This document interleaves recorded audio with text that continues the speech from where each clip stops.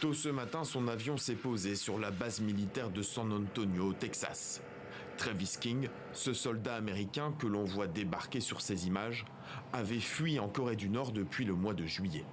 Son transfert tient quasiment du roman d'espionnage. Il aura fallu l'intervention diplomatique de plusieurs pays, notamment la Chine. Nous avons toujours cru que la Chine pourrait jouer un rôle clé dans plusieurs affaires concernant la Corée du Nord. Nous serions favorables à des relations diplomatiques avec la Corée du Nord, mais elle a toujours refusé. De son côté, Pékin tempère la portée de cet épisode diplomatique.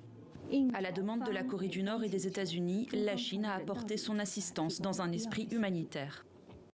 Travis King, soldat américain basé en Corée du Sud, est entré de façon rocambolesque en Corée du Nord le 18 juillet dernier. Il a fait défection avant de se mêler à un groupe de touristes en visite dans la zone démilitarisée.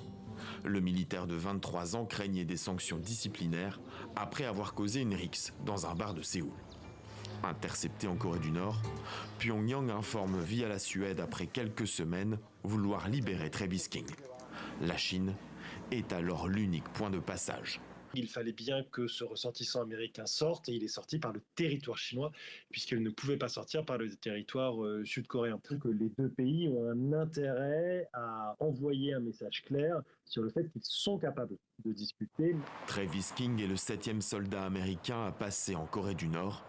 Il a été pris en charge dans un hôpital militaire au Texas.